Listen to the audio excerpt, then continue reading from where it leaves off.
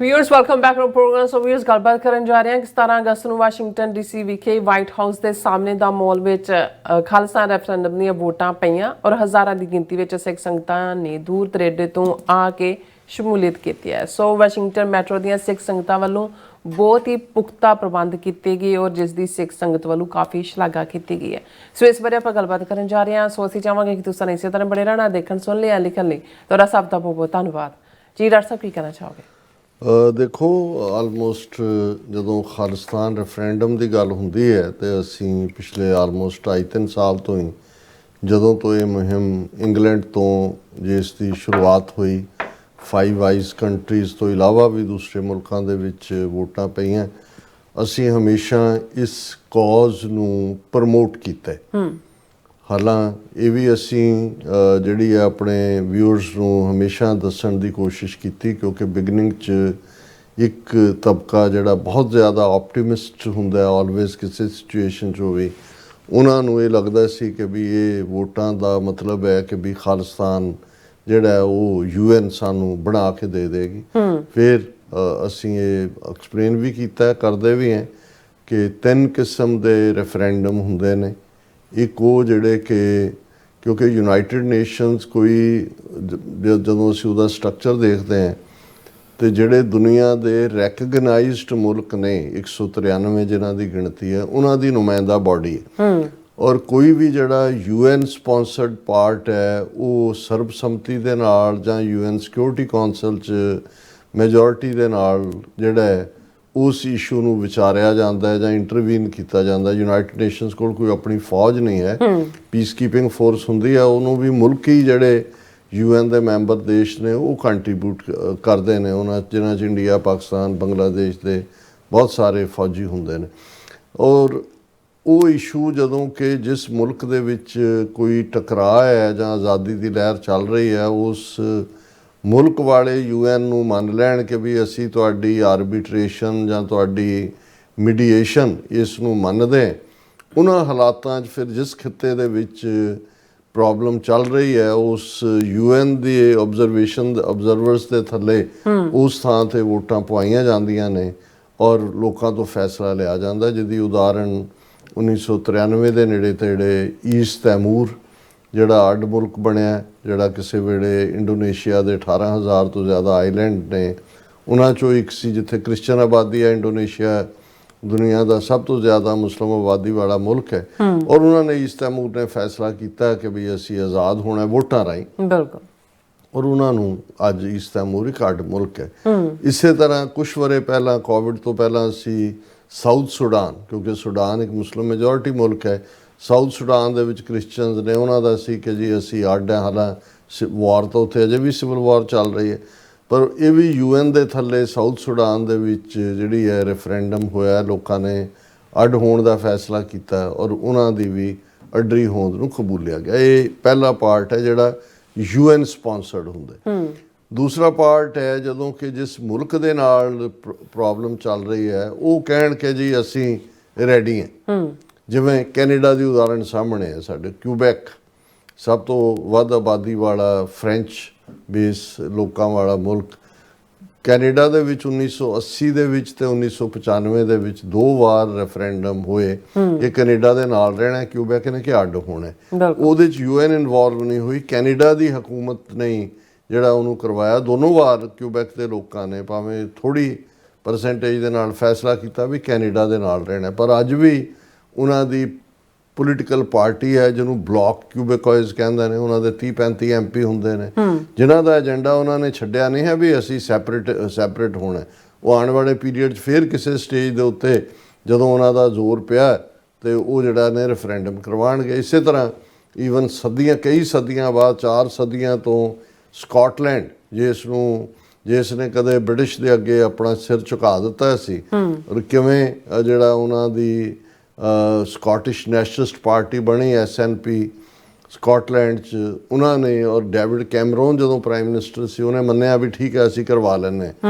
ਹਾਲਾਂ ਉਹਨਾਂ ਨੇ ਵੀ ਇਹੀ ਫੈਸਲਾ ਕੀਤਾ ਕਿ ਵੀ ਅਸੀਂ ਨਾਲ ਰਹਿਣਾ UK ਦੇ 3-4% ਦੇ ਫਰਕ ਦੇ ਨਾਲ। ਸੋ ਇਹ ਜਿਹੜਾ ਸੈਕੰਡ ਕੈਟਾਗਰੀ ਹੈ, ਜਦੋਂ ਕਿ ਕੰਟਰੀ ਜਿਸ ਕੰਟਰੀ ਦੇ ਵਿੱਚੋਂ ਇਹ ਮੰਗ ਉੱਠਦੀ ਹੈ ਉਹ ਕਹੇ ਜੀ ਆਓ ਅਸੀਂ ਪੀਸਫੁਲੀ ਇਹਨੂੰ ਰਿਜ਼ੋਲਵ ਕਰੀਏ। ਥਰਡ ਜਿਹੜਾ ਜਦੋਂ ਅਸੀਂ ਖਾਲਿਸਤਾਨ ਰੈਫਰੈਂਡਮ ਨਾਨ ਬਾਈਂਡਿੰਗ ਕਹਿੰਦੇ ਆ, ਇਹ ਸਾਡਾ ਉਵੇਂ ਹੀ ਹੈ ਜਿਵੇਂ ਨਾਰਦਰਨ ਕੁਰਦਿਸਤਾਨ ਦੇ ਵਿੱਚ ਕੁਰਦਾਂ ਨੇ ਕੀਤਾ, ਜਾਂ ਸਪੇਨ ਦੇ ਵਿੱਚ ਜਿਹੜੇ ਬੈਸਕ ਇਲਾਕੇ ਦੇ ਲੋਕ ਨੇ ਉਹਨਾਂ ਨੇ ਜਿਹੜਾ ਉਹ ਅੱਡ ਹੋਣ ਦੀ ਗੱਲ ਕੀਤੀ ਸੀ। ਲੇਕਿਨ ਇਹ ਦੁਨੀਆ ਨੂੰ ਦੱਸਣ ਲਈ ਆ ਵੀ ਇਹ ਅਸੀਂ ਜ਼ਬਰਦਸਤੀ ਨੂੜੇ ਹੋਏ ਹਾਂ ਇਸ ਸੈਟਅਪ ਦੇ ਵਿੱਚ, ਅਸੀਂ ਅੱਡ ਹੋਣਾ ਚਾਹੁੰਦੇ। ਸੋ ਇਹ ਤੁਹਾਡੀ ਮੁਹਿੰਮ ਨੂੰ ਜਿਹੜੀ ਕਿ ਸਿੱਖਾਂ ਦੀ ਆਜ਼ਾਦੀ ਦੀ ਮੁਹਿੰਮ ਹੈ, ਜਿਸ ਦੇ ਲਈ 1.5 ਲੱਖ ਤੋਂ ਜ਼ਿਆਦਾ ਸ਼ਹਾਦਤਾਂ ਹੋਈਆਂ ਨੇ, ਉਹਨੂੰ ਠੁੰਮਣਾ ਦੇਣਾ ਹੈ ਔਰ ਇਹ ਦੱਸਣਾ ਹੈ ਕਿ ਭਾਈ ਜਿਹੜੀ ਡਾਇਸਪੋਰਾ ਸਿੱਖ ਕਮਿਊਨਿਟੀ ਹੈ, ਕਿਉਂਕਿ ਅਲਟੀਮੇਟਲੀ ਪੰਜਾਬ ਦੇ ਵਿੱਚ ਜਿੱਥੇ ਜਿਹੜਾ ਨਿਊਕਲੀਅਸ ਹੋਣਾ ਹੈ ਖਾਲਿਸਤਾਨ ਦੀ ਟੈਰੀਟਰੀ ਦਾ, ਉੱਥੇ ਤਾਂ ਖਾਲਿਸਤਾਨ ਜ਼ਿੰਦਾਬਾਦ ਕਹਿਣ ਵਾਲਿਆਂ ਨੂੰ ਜਿਹੜਾ ਆ ਹੁਣ ਇੱਕ ਪੁਲਿਸ ਮੁਕਾਬਲਾ ਵੀ ਬਣਾਇਆ ਉਹਨਾਂ ਨੇ ਅੰਮ੍ਰਿਤਸਰ 'ਚ, ਔਰ ਉਹਨਾਂ ਦੇ ਉੱਤੇ ਯੂਆਪਾ ਲਾ ਕੇ ਅੰਦਰ ਡੱਕਿਆ ਹੋਇਆ। ਸੋ ਜਦੋਂ ਇੱਕ ਬਾਹਰੋਂ ਇੱਕ ਮੁਹਿੰਮ ਖੜੀ ਹੁੰਦੀ ਹੈ ਕਿਸੇ ਸਟੇਜ ਦੇ ਉੱਤੇ, ਇੰਟਰਨੈਸ਼ਨਲ ਪਾਵਰਸ ਨੂੰ ਇਹ ਲੱਗੇ ਕਿ ਭਾਈ ਇਹ ਇਨਫ ਇਜ਼ ਇਨਫ, ਸਿੱਖਾਂ ਦੇ ਨਾਲ ਧੱਕਾ ਹੋ ਰਿਹਾ ਹੈ, ਜ਼ਿਆਦਤੀ ਹੋ ਰਹੀ ਹੈ, ਉਸ ਸਟੇਜ ਦੇ ਉੱਤੇ ਫਿਰ ਇਹ UN ਵਾਲਾ ਵੀ ਬਣ ਜਾਏਗਾ ਜਿਹੜਾ ਰੈਫਰੈਂਡਮ, ਫਿਰ ਪ੍ਰੈਸ਼ਰਾਈਜ਼ ਵੀ ਹੋਏਗਾ, ਫਿਰ ਪੰਜਾਬ 'ਚ ਵੀ ਹੋਏਗਾ। ਤੇ ਕਿਹੜਾ ਸਿੱਖ ਹੈ ਜਿਹੜਾ ਨਹੀਂ ਚਾਹੇਗਾ ਵੀ ਉਹਦਾ ਆਪਣਾ ਘਰ ਨਹੀਂ ਹੋਣਾ ਚਾਹੀਦਾ? ਕੌਣ ਕਹੇਗਾ? ਬਿਲਕੁਲ। ਸੋ ਅਸੀਂ ਸਮਝਦੇ ਹਾਂ ਵੀ ਇਹ ਜਿਹੜੀ ਸਿੱਖਸ ਫਾਰ ਜਸਟਿਸ ਨੇ ਖਾਲਿਸਤਾਨ ਰੈਫਰੈਂਡਮ ਦੀ ਮੁਹਿੰਮ ਸ਼ੁਰੂ ਕੀਤੀ, ਇਸ ਨੇ ਜਿਹੜਾ ਖਾਲਿਸਤਾਨ ਦੇ ਕੌਜ਼ ਨੂੰ ਇੰਟਰਨੈਸ਼ਨਲਾਈਜ਼ ਕੀਤਾ। ਔਰ ਇਸੇ ਪੀਰੀਅਡ 'ਚ ਜਦੋਂ ਕਿ ਦੁਸ਼ਮਣ ਇਸ ਦੀ ਅਹਿਮੀਅਤ ਨੂੰ ਬਹੁਤ ਚੰਗੀ ਤਰ੍ਹਾਂ ਸਮਝ ਰਿਹਾ ਸੀ, ਉਹਨਾਂ ਨੇ ਕਿਵੇਂ UK ਦੇ ਵਿੱਚ ਭਾਈ ਅਵਤਾਰ ਸਿੰਘ ਖੰਡਾ ਜਿਹੜਾ ਟਰਾਂਸਨੈਸ਼ਨਲ ਰਿਪਰੈਸ਼ਨ ਦਾ ਸਹਾਰਾ ਲਿਆ, ਔਰ ਹਰਦੀਪ ਸਿੰਘ ਨਿੱਜਰ 18 ਜੂਨ 2023 ਨੂੰ ਜਿਹੜੇ ਕੈਨੇਡਾ ਦੇ ਵਿੱਚ ਖਾਲਿਸਤਾਨ ਰੈਫਰੈਂਡਮ ਮੂਵ ਦੇ ਜਿਹੜੇ ਕਰਤਿਆਂ ਧਰਤਿਆਂ 'ਚੋਂ ਸੀ, ਉਹਨਾਂ ਨੂੰ ਸ਼ਹੀਦ ਕੀਤਾ ਖੌਫ ਪੈਦਾ ਕਰਨ ਦੇ ਲਈ। ਲੇਕਿਨ ਇਸ ਦਾ ਜਵਾਬ ਅਸੀਂ ਅਕਸਰ ਕਹਿੰਦੇ ਹਾਂ ਵੀ ਸਿੱਖ ਕੌਮ ਦੀ ਤਾਂ ਪ੍ਰੋਗਰਾਮਿੰਗ ਇਹ ਹੈ ਕਿ ਮੰਨੂ ਸਾਡੀ ਦਾਤਰੀ, ਅਸੀਂ ਮੰਨੂ ਦੇ ਸੋਏ, ਜਿਉਂ-ਜਿਉਂ ਮੰਨੂ ਵੱਢਦਾ ਅਸੀਂ ਦੂਣ ਸਵਾਏ ਹੋਏ।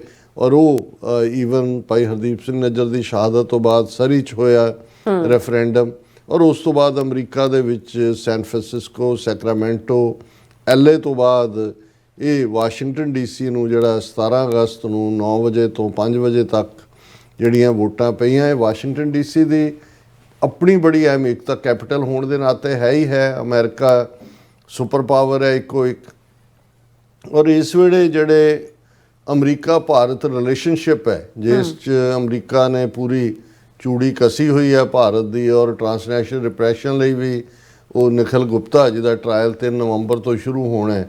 ਔਰ ਇਸ ਸਾਰੇ ਦੇ ਚੱਲਦਿਆਂ ਖਾਸ ਤੌਰ 'ਤੇ ਹੁਣ ਯੂਕਰੇਨ ਵਾਰ ਦੇ ਹਵਾਲੇ ਨਾਲ ਜਦੋਂ ਪ੍ਰੈਜ਼ੀਡੈਂਟ ਟਰੰਪ ਨੇ ਕਿਹਾ ਵੀ ਇੰਡੀਆ ਤਾਂ ਫੰਡ ਕਰ ਰਿਹਾ ਹੈ ਰਸ਼ੀਆ ਦੀ ਜਿਹੜੀ ਵਾਰ ਮਸ਼ੀਨਰੀ ਹੈ, ਜਿਹੜੀ ਹਜ਼ਾਰਾਂ ਬੇਗੁਨਾਹ ਨੂੰ ਯੂਕਰੇਨ 'ਚ ਮਾਰ ਰਹੀ ਹੈ, ਔਰ ਜਿਹੜਾ 25% ਟੈਰਿਫ ਪਹਿਲਾਂ ਹੀ ਲਾਇਆ ਹੋਇਆ ਸੀ, 25% ਐਕਸਟਰਾ ਲਾਇਆ ਵੀ ਤੁਸੀਂ ਰਸ਼ੀਅਨ ਆਇਲ ਬਾਏ ਕਰ ਰਹੇ ਹੋ। ਸੋ ਇਸ ਸਾਰੇ ਦੇ ਵਿਚਾਲੇ ਸਿੱਖਾਂ ਦਾ ਉਭਾਰ, ਸਿੱਖਾਂ ਦੀ ਇੱਕ ਐਂਟੀਟੀ ਔਰ ਖਾਲਿਸਤਾਨ ਦੀ ਮੰਗ, ਇਹ ਠੀਕ ਹੈ ਕਿ ਵੀ ਕਈ ਵਾਰ ਸਾਨੂੰ ਵਿਜ਼ੀਬਲੀ ਜਦੋਂ ਲੱਗਦਾ ਹੈ ਕਿ ਵੀ ਕੋਈ ਮੁੱਖ ਧਾਰਾ ਅਮਰੀਕਨ ਮੀਡੀਆ ਜਾਂ ਕੋਈ ਇਸ ਲੈਵਲ ਦੀ ਕੋਈ ਕਵਰੇਜ ਕਿਤੇ ਨਜ਼ਰ ਨਹੀਂ ਆਈ ਜਾਂ ਦੂਸਰੀ, ਲੇਕਿਨ ਇਹ ਉਹਨਾਂ ਦੀ ਜਿਹਨੂੰ ਡੀਪ ਸਟੇਟ ਕਹਿ ਲਓ, ਇਹਨਾਂ ਦੇ ਪਾਲਿਸੀ ਮੇਕਰਸ ਦਾ ਇਹ ਸਾਰੇ ਨੋਟਿਸ ਲੈਂਦੇ ਨੇ ਕਿ ਭਾਈ ਚੱਲ ਕੀ ਰਿਹਾ ਔਰ ਇਹ ਕੀ ਹੈ, ਔਰ ਇਹ ਵਾਕਈ ਸਿੱਖ ਜਿਹੜੇ ਨੇ ਉਹ ਨਹੀਂ ਰਹਿਣਾ ਚਾਹੁੰਦੇ ਇੰਡੀਅਨ ਸਟੇਟ ਦੇ ਨਾਲ। ਸੋ ਜਿਹੜਾ ਸਾਰਾ ਸਮੁੱਚਾ ਪ੍ਰੋਗਰਾਮ ਸੀ, ਜਿਵੇਂ ਮੈਂ ਪਹਿਲੇ ਸੈਗਮੈਂਟ 'ਚ ਕਿਹਾ ਵੀ ਬਿਲਕੁਲ ਸਫਲਤਾ ਦੇ ਨਾਲ ਨੇਪਰੇ ਚੜ੍ਹਿਆ। ਔਰ ਇਸ ਦੇ ਵਿੱਚ ਖਾਸ ਤੌਰ 'ਤੇ ਜਿਹੜਾ ਤੁਹਾਡਾ ਨਿਊਕਲੀਅਸ ਹੁੰਦਾ, ਜਿਹੜਾ ਸਿਟੀ ਹੋਸਟ ਕਰ ਰਿਹਾ, ਉੱਥੋਂ ਦੀਆਂ ਸਿੱਖ ਸੰਗਤਾਂ ਦੇ ਉੱਤੇ ਇਹ ਪੂਰੀ ਜ਼ਿੰਮੇਵਾਰੀ ਆਇਤ ਹੁੰਦੀ ਹੈ, ਕਿਉਂਕਿ ਬਹੁਤ ਵੱਡੀ ਗਿਣਤੀ ਦੇ ਵਿੱਚ ਜਿਹੜੀ ਆਮਦ ਹੈ ਉਹ ਬਾਹਰੋਂ ਹੁੰਦੀ ਹੈ। ਔਰ ਵਾਸ਼ਿੰਗਟਨ DC ਲਈ ਵੀ ਘੱਟੋ ਘੱਟ ਪਤਾ ਨਹੀਂ 10 ਤੋਂ ਜ਼ਿਆਦਾ ਸਟੇਟਾਂ ਤੋਂ ਬੱਸਾਂ ਆਈਆਂ ਹੋਣਗੀਆਂ, ਔਰ ਵੱਡੀ ਗਿਣਤੀ 'ਚ ਜਿਵੇਂ ਨਿਊਯਾਰਕ, ਨਿਊ ਜਰਸੀ, ਕਨੈਟੀਕਟ, ਉਹ ਤਾਂ ਹੈ ਹੀ ਸੀ, ਇੰਡੀਆਨਾ ਤੋਂ, ਟੋਰਾਂਟੋ ਤੋਂ ਬਹੁਤ ਵੱਡੀ ਗਿਣਤੀ ਦੇ ਵਿੱਚ ਸਾਡੇ ਵੀਰ ਭੈਣਾਂ ਆਏ।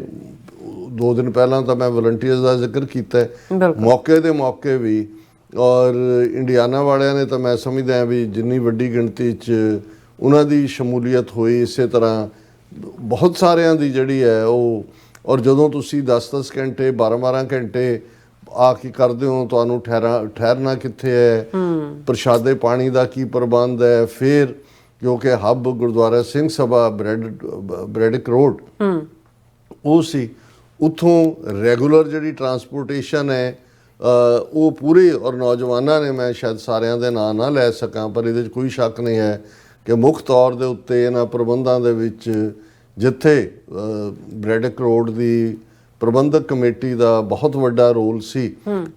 ਪਵਨ ਸਿੰਘ ਜਿਹੜੇ ਯੰਗ ਐਕਟਿਵਿਸਟ ਦੇ ਤੌਰ ਦੇ ਉੱਤੇ ਵੀ ਉਹਨਾਂ ਦਾ ਇੱਕ ਆਪਣਾ ਰੋਲ ਹੈ। ਸ਼੍ਰੋਮਣੀ ਅਕਾਲੀ ਦਲ ਅੰਮ੍ਰਿਤਸਰ ਦੇ ਵੀ ਉਹ ਹੁਣ ਇੱਕ ਬਿਊਟੀਫੁਲ ਫੇਸ ਨੇ ਜਿਹੜੀ ਪ੍ਰੈਜੈਂਟੇਸ਼ਨ 'ਚ ਵੀ, ਔਰ ਸਿੰਘ ਸਭਾ ਦੇ ਪ੍ਰੈਜ਼ੀਡੈਂਟ ਹੋਣ ਦੇ ਨਾਤੇ ਜਿਵੇਂ ਉਹਨਾਂ ਨੇ ਇਸ ਸਾਰੇ ਨੂੰ ਹੈਂਡਲ ਕੀਤਾ, ਇਹ ਆਪਣੇ ਆਪ ਦੇ ਵਿੱਚ ਇੱਕ ਰਿਮਾਰਕੇਬਲ ਪਾਰਟ ਹੈ। ਸਰ ਬਲਵਿੰਦਰ ਸਿੰਘ ਚੱਠਾ, ਭਾਈ ਨਰਿੰਦਰ ਸਿੰਘ ਜਿਹੜੇ ਸਾਡੇ ਜਿਹੜੇ ਨੇ ਉਹ ਸਾਥੀ ਨੇ, ਉਹਨਾਂ ਨੇ ਇਹ ਸਾਰੇ ਪੀਰੀਅਡ 'ਚ ਬਲਵਿੰਦਰ ਸਿੰਘ ਚੱਠਾ 3 ਮਹੀਨੇ ਉਹ ਇਸ਼ਤਿਹਾਰ ਲਾਉਣ ਤੇ ਗੁਰਦੁਆਰਿਆਂ 'ਚ ਸਾਰੇ ਏਰੀਏ 'ਚ ਜਾ ਕੇ ਕੱਲੇ 'ਚ ਉਹਨਾਂ ਦਾ ਇੱਕ ਵੱਡਾ ਯੋਗਦਾਨ ਹੈ। ਭਾਈ ਨਰਿੰਦਰ ਸਿੰਘ ਆਪਣੀ ਸਿਹਤ ਠੀਕ ਨਾ ਹੋਣ ਦੇ ਬਾਵਜੂਦ ਉਹ ਇੱਕ ਲਾਈਕ ਗਾਈਡਿੰਗ ਲਾਈਟ ਨੇ ਸਾਰਿਆਂ ਦੇ ਲਈ। ਔਰ ਦਵਿੰਦਰ ਸਿੰਘ ਦਿਓ ਜਿਹੜੇ ਮੁੱਖ ਪ੍ਰਬੰਧਕਾਂ 'ਚੋਂ ਨੇ ਬ੍ਰੈਡਿਕ ਰੋਡ ਦੇ, ਤੇਜਪਾਲ ਸਿੰਘ, ਕਿਉਂਕਿ ਮੈਂ ਜਿੰਨਾ ਕੁ ਮੇਰੇ ਮਨ ਦੀਆਂ ਨਜ਼ਰਾਂ ਸਾਹਮਣੇ ਗੁਜ਼ਰ ਰਿਹਾ, ਕਿਉਂਕਿ ਜੇ ਗੁਰਦੁਆਰਾ ਪ੍ਰਬੰਧਕ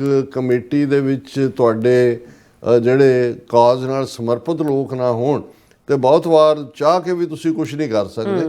ਔਰ ਇਹਦੇ 'ਚ ਸਮੁੱਚੀ ਸਿੰਘ ਸਭਾ ਦੀ ਕਮੇਟੀ ਔਰ ਸੰਗਤ, ਔਰ ਫਿਰ ਮੈਂ ਸਮਝਦਾ ਵੀ ਬੀਬੀਆਂ ਦਾ ਇੱਕ ਬਹੁਤ ਵੱਡਾ ਰੋਲ ਇਸ ਸਾਰੇ 'ਚ। ਸਾਰੀ ਰਾਤ ਪ੍ਰਸ਼ਾਦੇ ਸਜਾਉਣੇ, ਹਜ਼ਾਰਾਂ ਬੰਦਿਆਂ ਦੇ ਲੰਗਰ ਦਾ ਪ੍ਰਬੰਧ, ਉਸ ਦੀ ਟਰਾਂਸਪੋਰਟੇਸ਼ਨ, ਕਿਉਂਕਿ ਇਸ ਗੱਲ ਦਾ ਧਿਆਨ ਰਹੇ ਵਰਜੀਨੀਆ ਦੇ ਸਿੰਘ ਸਭਾ ਤੋਂ DC ਦਾ ਮਾਲ ਜਿੱਥੇ ਕਿ ਇਹ ਸੀ ਆਲਮੋਸਟ 1 ਘੰਟੇ ਦੀ ਡਰਾਈਵ ਹੈ।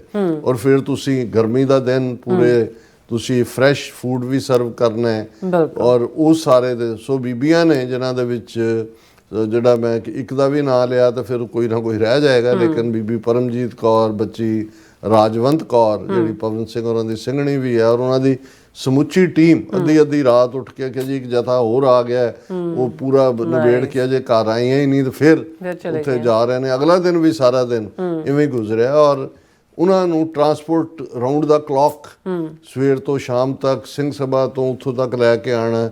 ਉਹਨਾਂ ਦੇ ਵਿੱਚ ਜਿੱਥੇ ਨੌਜਵਾਨਾਂ ਦਾ ਪੂਰਾ ਹਰਜੋਤ ਸਿੰਘ, ਦਲਗੀਰ ਸਿੰਘ, ਗੁਰਉਪਦੇਸ਼ ਸਿੰਘ, ਕਰਮਵੀਰ ਸਿੰਘ, ਇਹ ਸਾਰੇ ਨੌਜਵਾਨ, ਗੈਰੀ ਸਿੰਘ ਔਰ ਚੱਠਾ ਸਾਹਿਬ ਦਾ ਸਾਰਾ ਪਰਿਵਾਰ, ਮੈਂ ਸਮਝਦਾ ਵੀ ਬਹੁਤ ਵਾਰ ਜੇ ਕਿਸੇ ਇੱਕ ਦੀ ਤਾਰੀਫ ਕਰੋ ਤਾਂ ਦੂਸਰੇ ਨੂੰ ਲੱਗਦਾ ਵੀ ਪਤਾ ਨਹੀਂ ਉਹ ਉਹਨਾਂ ਦੇ ਕਿਉਂ ਹੈ। ਪਰ ਮੈਨੂੰ ਇਹ ਲੱਗਦਾ ਹੁੰਦਾ ਕਿ ਵੀ ਜੇ ਅਸੀਂ ਰੈਕਗਨਾਈਜ਼ ਨਹੀਂ ਕਰਾਂਗੇ ਖਾਸ ਤੌਰ ਤੇ ਨੌਜਵਾਨਾਂ ਨੂੰ ਜਿਹੜੇ ਪੂਰੇ ਉਤਸ਼ਾਹ ਦੇ ਨਾਲ ਜਿਨ੍ਹਾਂ ਨੇ ਸ਼ਮੂਲੀਅਤ ਕੀਤੀ, ਤੇ ਫਿਰ ਉਹ ਡਿਸਕਰੇਜ ਵੀ ਹੁੰਦੇ ਨੇ। ਸੋ ਮੈਂ ਇਹ ਸਮਝਦਾ ਵੀ, ਔਰ ਬਹੁਤ ਸਾਰੇ ਵੀਰ ਭੈਣਾਂ ਜਿਹੜੇ ਆ ਕੇ ਸਾਨੂੰ ਮਿਲੇ, TV 84 ਦੇ ਜਿਹੜਾ ਚੱਠਾ ਸਾਹਿਬ ਨੇ ਪੂਰਾ ਉਹ ਬੈਨਰ ਲਾਇਆ ਹੁੰਦਾ, ਭਾਈ ਹਿੰਮਤ ਸਿੰਘ ਜਿਹੜੇ ਲਗਭਗ 5000 ਸਿੰਘਾਂ ਸਿੰਘਣੀਆਂ ਦਾ ਜਾਂ ਪਰਸਨਸ ਦਾ ਲੰਗਰ ਤਿਆਰ ਕਰਕੇ ਇੱਥੋਂ ਗਏ। ਸੋ ਜਦੋਂ ਅਸੀਂ ਨੰਬਰ ਦੇਖਦੇ ਹਾਂ ਫਿਰ ਇਹ ਹੈ ਵੀ ਸਵੇਰ ਤੋਂ ਸ਼ਾਮ ਤੱਕ ਪੂਰਾ ਇੱਕ ਮੇਲੇ ਵਾਲਾ ਮਾਹੌਲ ਔਰ ਫਰੀडम। ਜਿਵੇਂ ਅੱਜ ਹੀ ਸਰ ਸੁਰਿੰਦਰ ਸਿੰਘ ਗਿੱਲ ਡਾਲਸ ਤੋਂ ਆਏ, ਭਾਈ ਜਰਨੈਲ ਸਿੰਘ ਹਿਊਸਟਨ ਤੋਂ ਆਏ, ਡਾਲਸ ਤੋਂ ਵੀ ਬਹੁਤ ਵੱਡਾ ਜਥਾ ਆਲਮੋਸਟ ਕਲੋਜ਼ ਟੂ 12 ਪੀਪਲ ਜਿਹੜੇ ਫਲਾਈ ਕਰਕੇ ਆਏ। ਤੇ ਉਹ ਮੈਨੂੰ ਕਹਿਣ ਲੱਗੇ ਡਾਕਟਰ ਸਾਹਿਬ ਫਿਜ਼ਾ ਦੇ ਵਿੱਚ ਖਾਲਿਸਤਾਨ ਮਹਿਸੂਸ ਹੁੰਦਾ ਸੀ, ਕੋਈ ਇਹ ਜ਼ਰੂਰੀ ਨਹੀਂ ਕਿ ਵੀ ਕੋਈ ਉੱਚੀ ਨਾਅਰੇ ਲਾਏ ਤਾਂ ਹੀ ਹੁੰਦਾ ਹੈ। ਉਹਨੇ ਕਿਹਾ ਵੀ ਜਿਸ ਉਤਸ਼ਾਹ ਨਾਲ, ਜਿਸ ਐਂਥੂਸੀਆਜ਼ਮ ਦੇ ਨਾਲ ਸਾਰਿਆਂ ਦੀ ਸ਼ਮੂਲੀਅਤ ਸੀ। ਔਰ ਮੈਂ ਇੱਕ ਗੱਲ ਇਹ ਜ਼ਰੂਰ ਕਹਿਣਾ ਚਾਹਾਂਗਾ ਕਿ ਬਹੁਤ ਵਾਰ ਕੁਛ ਜਿਹੜੇ ਚਿਹਰੇ ਹੁੰਦੇ ਨੇ, ਹੁਣ ਜਿਵੇਂ ਸਾਡੇ ਪਹਿਲੇ ਵਿਊਅਰ ਹਮੇਸ਼ਾ ਸੋਹਣ ਮਾਲ ਹੁੰਦੇ ਨੇ, ਤੇ ਜਦੋਂ ਬਰੈਂਪਟਨ 'ਚ TV 84 ਦਾ ਫੰਕਸ਼ਨ ਹੋਇਆ ਤੇ ਉਹ ਆ ਕੇ ਮਿਲੇ, ਕਹਿੰਦੇ ਜੀ ਮੈਂ ਸੋਹਣ ਸਿੰਘ ਮਾਹਲ ਹੈ। ਮੈਂ ਕਿਹਾ ਜੀ ਮੈਂ ਤਾਂ ਹਮੇਸ਼ਾ ਹੀ, ਜਦੋਂ ਤੁਸੀਂ ਪਹਿਲੇ ਹੁੰਦੇ ਹੋ ਜਿਹੜੇ ਆਉਂਦੇ ਹੋ ਹਮੇਸ਼ਾ ਹੀ, ਉਹ ਕਹਿੰਦੇ ਜੀ ਇੰਨੇ ਸਾਲਾਂ ਤੋਂ ਮੈਂ ਕੋਈ ਪ੍ਰੋਗਰਾਮ ਮਿਸ ਨਹੀਂ ਕੀਤਾ, ਮੈਂ ਲਾਈਵ ਦੇਖਦਾ। ਔਰ ਮੈਨੂੰ ਖੁਸ਼ੀ ਹੋਈ ਕਿ ਵੀ ਇਹ ਨੇ ਡੈਡੀਕੇਟਡ। ਇਵੇਂ ਹੀ ਜਦੋਂ ਅਸੀਂ ਇਸ ਖਾਲਿਸਤਾਨ ਰੈਫਰੈਂਡਮ ਦੇ ਮੌਕੇ, ਹਾਲਾਂ ਇਹ ਹੁੰਦਾ ਹੈ ਕਿ ਵੀ ਤੁਸੀਂ ਚਲੋ ਕਿਤੇ ਬੈਠ ਕੇ ਕੋਈ ਗੱਲ ਕਰਦੇ ਹੋ, ਪਰ ਇੰਨੇ ਕੁ ਵੀਰ ਭੈਣਾਂ ਦੂਰ ਦਰਾਡਿਓਂ, ਕੈਲੀਫੋਰਨੀਆ ਤੋਂ, ਅਰੀਜ਼ੋਨਾ, ਫੀਨਿਕਸ ਤੋਂ ਜਿਹੜੇ ਨੇ, ਔਰ ਦੂਸਰੇ ਆਏ ਹੋਏ ਸੀ ਕਿ ਵੀ ਲਗਾਤਾਰਤਾ ਦੇ ਨਾਲ ਘੰਟਿਆਂ ਬੱਧੀ ਉਹ ਸਾਰਾ ਪਾਰਟ ਜਾਰੀ ਰਿਹਾ। ਪਰ ਮੈਂ ਇਹ ਵੀ ਕਹਿਣਾ ਚਾਹਾਂਗਾ ਕਿ ਵੀ ਸਿੱਖਸ ਫਾਰ ਜਸਟਿਸ ਨੇ ਪੂਰੀ ਡੈਡੀਕੇਸ਼ਨ ਦੇ ਨਾਲ ਇਹ ਸਾਰੇ ਪਾਰਟ ਨੂੰ ਜਿਹੜਾ ਹੈ ਉਹ ਅੱਗੇ ਤੋਰਿਆ ਇਸ ਮੁੱਦੇ ਨੂੰ। ਇਹ ਠੀਕ ਹੈ, ਸਾਡੀਆਂ ਵੀ ਕੁਝ ਮਾਮਲਿਆਂ 'ਚ ਰਿਜ਼ਰਵੇਸ਼ਨਸ ਨੇ, ਔਰ ਇਹ ਹਮੇਸ਼ਾ ਹੀ ਜਦੋਂ ਅਸੀਂ ਕਲੈਕਟਿਵ ਕੰਮ ਕਰਦੇ ਹਾਂ ਉਸ ਦੇ ਵਿੱਚ ਇਹ ਜ਼ਰੂਰੀ ਹੁੰਦਾ ਹੈ ਵੀ ਜਿੱਥੇ ਸਾਨੂੰ ਲੱਗੇ ਕਿ ਕੋਈ ਗੱਲ ਜਿਹੜੀ ਹੈ ਉਹ ਐਡ ਕੀਤੀ ਜਾ ਸਕਦੀ ਹੈ ਜਾਂ ਬਿਹਤਰ ਕੀਤੀ ਜਾ ਸਕਦੀ ਹੈ, ਉਹ ਸਾਡੇ ਯਤਨ ਰਹਿਣੇ ਚਾਹੀਦੇ ਨੇ। ਲੇਕਿਨ ਇਹਦੇ 'ਚ ਕੋਈ ਸ਼ੱਕ ਨਹੀਂ ਹੈ ਕਿ ਜਿਹੜਾ ਏਜੰਡਾ ਹੈ ਖਾਲਿਸਤਾਨ ਕੌਜ਼ ਨੂੰ ਪ੍ਰਮੋਟ ਕਰਨ ਦਾ, ਔਰ ਇਸ ਮੌਕੇ ਤੇ ਗੁਰਪਤਵੰਤ ਸਿੰਘ ਪੰਨੂ ਖੁਦ ਵੀ ਜਿਹੜੇ ਆ ਉਹਨਾਂ ਨੇ ਸ਼ਮੂਲੀਅਤ ਕੀਤੀ ਬੜੇ ਉਤਸ਼ਾਹ ਦੇ ਨਾਲ, ਉਹਨਾਂ ਦੇ ਨਾਲ ਤਸਵੀਰਾਂ ਲੁਹਾਣ, ਔਰ ਦੂਸਰਾ ਪਾਰਟ ਇੱਕ ਮਾਹੌਲ ਸਿਰਜਿਆ ਗਿਆ ਕਿਉਂਕਿ ਸਿਕਿਉਰਿਟੀ ਰੀਜ਼ਨਸ ਕਰਕੇ, ਹਾਲਾਂਕਿ ਹੁਣ ਵੀ ਸਿਕਿਉਰਿਟੀ ਉਹਨਾਂ ਦੇ ਨਾਲ ਸੀ। ਸੋ ਇਹ ਇੱਕ ਐਂਥੂਸੀਆਸਟਿਕ ਮਾਹੌਲ ਸੀ। ਲੇਕਿਨ ਮੈਂ ਇਹ ਸਮਝਦਾ ਵੀ ਇਸ ਦੀ ਨਾਲ ਸਾਨੂੰ ਜਿਹੜੀਆਂ ਸਮੁੱਚੀਆਂ ਪੰਥਕ ਧਿਰਾਂ, ਭਾਵੇਂ ਉਹ ਜਿਹੜੀਆਂ ਨੇ ਉੱਥੇ ਐਕਟਿਵ ਨੇ ਪੰਜਾਬ ਦੀ ਧਰਤੀ ਤੇ, ਇੱਥੇ ਐਕਟਿਵ ਨੇ, ਕਿਉਂਕਿ ਜਦੋਂ ਅਸੀਂ ਮੁਲਕ ਲੈਣ ਦੀ ਗੱਲ ਕਰਦੇ ਹਾਂ ਉਹਦੇ 'ਚ ਬਹੁਤ ਸਾਰੇ ਉਹਦੇ ਇਨਗਰੀਡੀਐਂਟ ਨੇ। ਬਿਲਕੁਲ, ਜਿਹੜੇ ਐਕਟਿਵਿਜ਼ਮ ਹੈ ਉਸ ਦਾ ਇੱਕ ਆਪਣਾ ਰੋਲ ਹੈ, ਜਿਹੜੇ ਕੰਮ ਕਰ ਰਹੇ ਨੇ ਉਹਨਾਂ ਦਾ ਇੱਕ ਆਪਣਾ ਰੋਲ ਹੈ। ਜਿਵੇਂ doctor Bakhshish Singh council of Khalistan ਦੇ ਥੱਲੇ ਅਣਥੱਕ ਵਰਕਰ ਕੋਲੋਂ ਪੈਸੇ ਵੀ ਲਾਉਂਦੇ ਨੇ ਔਰ ਪੂਰੇ ਤੁਰੇ ਹੋਏ ਨੇ ਇਹ ਸਾਰੇ ਓਲਡ ਏਜ ਦੇ ਬਾਵਜੂਦ। ਲੇਕਿਨ ਇਹਦੇ ਬਾਵਜੂਦ ਮੈਂ ਇਹ ਸਮਝਦਾ, ਔਰ ਮੈਨੂੰ ਕੋਈ ਕਹਿਣ 'ਚ ਹਰਜ਼ ਨਹੀਂ ਹੈ, ਮੈਂ ਆਪਣੇ ਇੱਕ ਦੋ ਪ੍ਰੈਜੈਂਟੇਸ਼ਨ ਪਹਿਲਾਂ ਵੀ ਕਿਹਾ ਕਿ ਇਹ ਜਿਹੜਾ ਇੱਕ ਕਲੈਕਟਿਵ ਕੰਮ ਹੈ। ਕੁਝ ਚੀਜ਼ਾਂ ਮਾਮਲਿਆਂ ਦੇ ਵਿੱਚ ਤੁਸੀਂ ਪੁੱਛਦੇ ਹੋ, ਕੁਝ ਮਾਮਲਿਆਂ 'ਚ ਤੁਸੀਂ ਦੱਸਦੇ ਹੋ। ਬਿਲਕੁਲ, ਪੁੱਛਣਾ ਕੌਨਫੀਡੈਂਸ਼ੀਅਲਿਟੀ ਦੇ ਲਿਹਾਜ਼ ਨਾਲ, ਜਿਹਨੂੰ ਲੱਗਦਾ ਕਿ ਵੀ ਉਹ ਬ੍ਰੀਚ ਨਹੀਂ ਹੋਣੀ ਚਾਹੀਦੀ ਤੁਹਾਡੀ ਪ੍ਰਾਈਵੇਸੀ ਜਾਂ ਤੁਹਾਡੀ ਜਿਹੜੀ ਹੈ ਉਹ ਸਿਕਿਉਰਿਟੀ, ਈਵਨ ਕੌਜ਼ ਨਾਲ ਰਿਲੇਟਡ ਵੀ ਉਹ ਸਮਝ ਆ ਸਕਦਾ। ਲੇਕਿਨ ਜਦੋਂ ਤੁਸੀਂ ਬ੍ਰੌਡਰ ਸਭ ਨੂੰ ਨਾਲ ਲੈ ਕੇ ਤੁਰੋਗੇ ਤੁਹਾਡੀ ਵਾਟ ਵੀ ਆਸਾਨ ਹੋਏਗੀ, ਉਤਸ਼ਾਹ ਪੈਦਾ ਹੋਏਗਾ। ਔਰ ਜਿਵੇਂ ਫਾਈਨਲੀ ਜਦੋਂ ਅਰਦਾਸ ਦੇ ਨਾਲ ਇਹ ਪ੍ਰੋਗਰਾਮ ਸ਼ੁਰੂ ਹੋਇਆ, ਅਰਦਾਸ ਦੇ ਨਾਲ ਮੁਕੰਮਲ ਹੋਇਆ, ਔਰ ਅੱਗੋਂ ਇਹ ਅਨਾਉਂਸ ਕੀਤਾ ਗਿਆ ਕਿ ਨਵੰਬਰ ਦੇ ਮਹੀਨੇ 'ਚ ਨੈਕਸਟ ਰੈਫਰੈਂਡਮ ਓਟਵਾ 'ਚ ਹੈ, ਔਰ ਫਿਰ ਸ਼ਾਇਦ ਉਸ ਤੋਂ ਅੱਗੇ ਸ਼ਾਇਦ ਮਾਰਚ ਦੇ ਮਹੀਨੇ 'ਚ ਸੀਐਟਲ 'ਚ ਹੈ। ਸੋ ਅਸੀਂ ਜਿੱਥੇ Sikhs for justice the dedicated team ਨੂੰ ਮੁਬਾਰਕਬਾਦ ਦਿੰਦੇ ਹਾਂ ਉਹਨਾਂ ਦੇ ਇਹ ਸਫਲਤਾ ਲਈ, ਉੱਥੇ ਸਿੱਖ ਸੰਗਤਾਂ ਨੂੰ ਵੀ, ਔਰ ਖ਼ਾਸ ਤੌਰ ਤੇ ਜਦੋਂ ਇਹ ਨਹੀਂ ਹੈ ਮੈਂ ਕੋਈ ਪੇਕਿਆਂ ਦੀ ਫੇਵਰ ਕਰ ਰਿਹਾ ਆਪਣੇ, ਪਰ ਮੈਨੂੰ ਇਹ ਲੱਗਦਾ ਹੈ ਕਿ ਵੀ ਜਿਹੜਾ ਜਿਸ ਤਨਦੇਹੀ ਦੇ ਨਾਲ ਇਹਦੇ ਬਾਵਜੂਦ ਕਿ ਰਿਜ਼ਰਵੇਸ਼ਨਸ ਉਹਨਾਂ ਦੀਆਂ ਵੀ ਨੇ ਸਨ, ਇਹ ਸਾਰੇ ਨੂੰ ਉਹਨਾਂ ਨੇ ਨੇਪਰੇ ਚਾੜਿਆ। ਇਹ ਪੰਥਕ ਸਪਿਰਿਟ ਹੈ ਕਿ ਭਾਈ ਪੰਥ ਦਾ ਕੰਮ ਹੈ, ਪੰਥ ਦਾ ਏਜੰਡਾ ਹੈ, ਕੋਈ ਕਮੀ ਵੀ ਹੈ ABC 'ਚ ਕੋਈ ਗੱਲ ਨਹੀਂ ਹੈ, ਅਸੀਂ ਆਪਣੇ ਕੌਜ਼ ਨੂੰ ਪੁਸ਼ ਕਰਨਾ। ਸੋ ਵਾਸ਼ਿੰਗਟਨ DC ਦੇ ਰੈਫਰੈਂਡਮ ਨੇ ਇੱਕ ਵਾਰ ਫੇਰ ਫਿਜ਼ਾ ਦੇ ਵਿੱਚ ਇਹ ਨਾਰਾ ਗੁੰਜਾ ਦਿੱਤਾ ਹੈ, ਖਾਲਿਸਤਾਨ ਜ਼ਿੰਦਾਬਾਦ। ਜੀ ਰਾਜ ਸਾਹਿਬ, ਤੁਹਾਡਾ ਬਹੁਤ ਬਹੁਤ ਸ਼ੁਕਰੀਆ। ਸੋ ਥਲੇ ਨਾ ਬ੍ਰੇਕ ਵਿਊਅਰਸ, ਤੁਸੀਂ ਇਸੇ ਤਰ੍ਹਾਂ ਬਣੇ ਰਹਿਣਾ। ਮਿਲਦੇ ਹਾਂ ਛੋਟੇ ਜਿਹੇ ਵਕਫੇ ਤੋਂ ਬਾਅਦ।